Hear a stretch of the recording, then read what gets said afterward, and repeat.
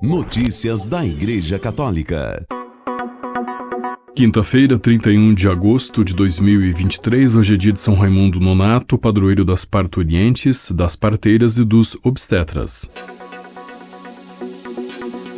Papa anuncia a publicação da segunda parte da Laudato Si, reportagem do Vatican News. No final da audiência geral desta quarta-feira, 30 de agosto, o Papa anunciou que a segunda parte da Laudato Si será publicada na forma de exortação apostólica em 4 de outubro, festa de São Francisco de Assis, que conclui o tempo ecumênico da criação, que tem início em 1º de setembro e cujo tema em 2023 é que jorrem a justiça e a paz. Nessa data tenho a intenção de publicar uma exortação, uma segunda Laudato Si. Unamo-nos aos nossos irmãos e irmãs cristãos no compromisso de salvaguardar a criação como um dom sagrado do Criador. Francisco já havia antecipado em 21 de agosto que estava escrevendo uma segunda parte da Laudato Si para atualizar as questões ao receber uma delegação de advogados de países membros do Conselho da Europa.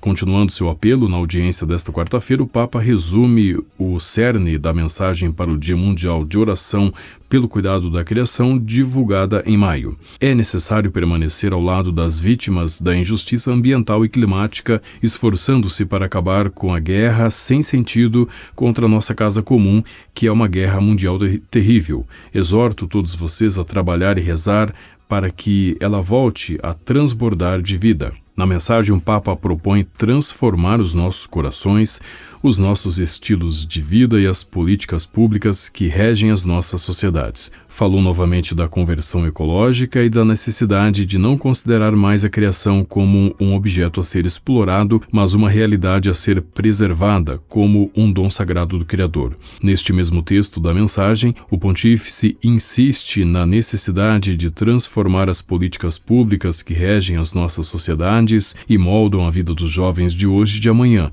Ele sublinha ainda a importância da sinodalidade e espera neste tempo da criação, como seguidores de Cristo no nosso caminho sinodal comum, vivamos, trabalhemos e rezamos para que a nossa casa comum seja novamente repleta de vida. Notícias da Igreja Católica. Na tarde de ontem, o Papa Francisco deixou a Casa Santa Marta, no Vaticano, e foi à Basílica de Santa Maria Maior, em Roma, rezar a Nossa Senhora pela sua viagem à Mongólia. O Papa se deteve alguns momentos em oração diante do ícone da Virgem Salus Populi Romani, como costuma fazer antes e depois de cada viagem apostólica. O Papa chegará à Mongólia hoje e permanecerá neste país asiático até segunda-feira. Francisco será o primeiro Papa a visitar o país, que faz fronteira com a Rússia e a China. Apenas 1.500 dos mais de 3 milhões de habitantes da Mongólia são católicos. Será a 43ª viagem apostólica do Papa Francisco. Notícias da Igreja Católica.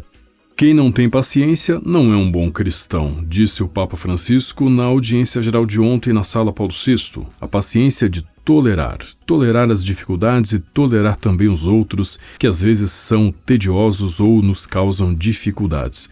Francisco continuou o ciclo de catequese sobre a paixão pela evangelização, o zelo apostólico do crente, centrando-se na vida de Santa Catarina Cateri, a primeira santa nativa da América do Norte. Catarina nasceu em 1656 no interior do estado de Nova York, de um chefe Mohawk não batizado e de uma mãe cristã algonquiana.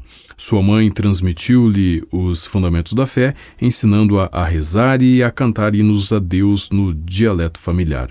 Francisco disse que a vida de Catarina foi marcada por dificuldades e desafios, desde a epidemia de varíola que assolou a sua família e deixou cicatrizes no seu rosto e problemas de visão, até as perseguições e ameaças que enfrentou após o batismo. Contudo, seu amor pela cruz e a sua paciência diante das dificuldades levaram-na a encontrar refúgio e força na fé para continuar o seu testemunho. Com efeito, o testemunho do Evangelho não consiste apenas no que é agradável. Devemos também saber carregar as nossas cruzes cotidianas com paciência, confiança e esperança, disse o Papa Francisco. Ele falou da importância da paciência como virtude cristã, convidando todos a não desanimar diante das dificuldades e a abrir o coração a Jesus nos momentos de desafio. Quando encontramos dificuldades para viver e anunciar o Evangelho, podemos ser tentados a desanimar, a refugiar apoiar-nos nas nossas certezas ou a fechar-nos em pequenos grupos que pensam como nós. A vida de Catarina mostra-nos que cada desafio pode ser superado se abrirmos o coração a Jesus, que nos concede a graça de que precisamos. Paciência e coração aberto a Jesus. Eis uma receita para viver bem, observou o Papa Francisco. Notícias da Igreja Católica.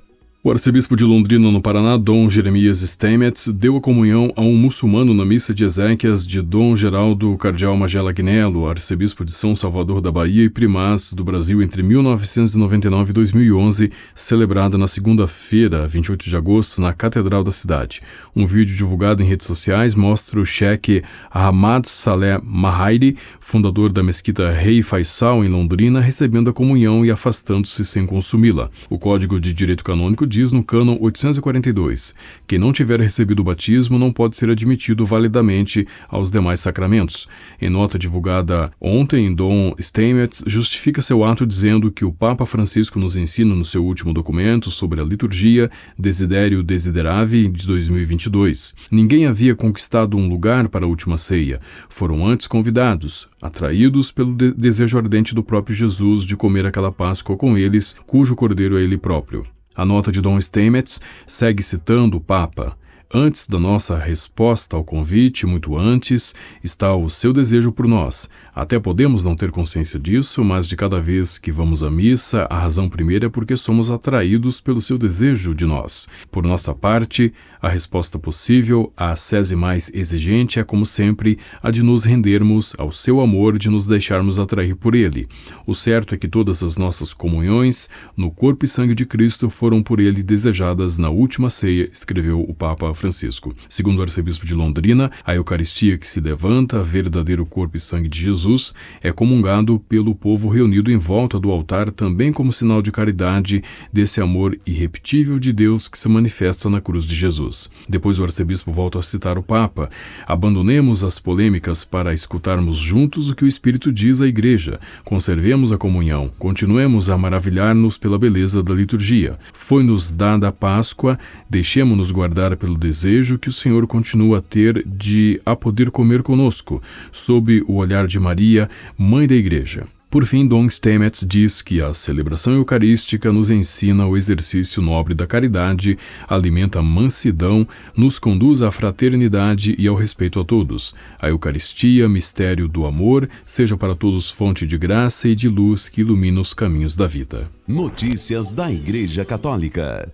A Escola Nacional da Defensoria Pública da União retirou o painel Direitos Sexuais e Reprodutivos da Mulher, Acesso ao Aborto Legal e Telemedicina da programação do Seminário Saúde e Bem-Estar da Mulher, diálogos entre o ODS 3 e o ODS 5 da Agenda 2023 da ONU, a ser realizado de 31 de agosto e 1º de setembro no auditório da DPU em Brasília, Distrito Federal. A palestra seria sobre o uso da droga abortiva misoprostol em casa, por mulheres grávidas em casos de risco de vida para a mãe ou bebê gerado por estupro ou incesto, a que o Código Penal não imputa a pena do crime de aborto, ou no caso de bebê portador de anencefalia, cuja morte foi autorizada pelo Supremo Tribunal Federal. O deputado federal Diego Garcia, do Republicanos do Paraná, havia dito em suas redes sociais na semana passada que ele, a deputada federal Cris Tonieto, do PL do Rio de Janeiro, e outros deputados pró-vida encaminharam um ofício à DPU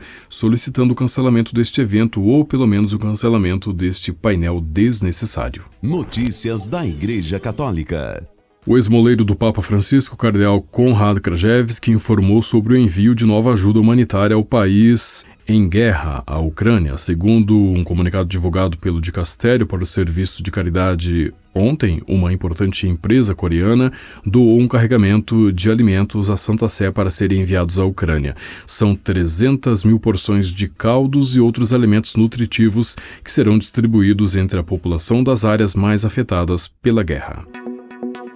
Com a colaboração do Vatican News e da agência ICI, você ouviu o Boletim de Notícias Católicas que volta amanhã. Notícias da Igreja Católica.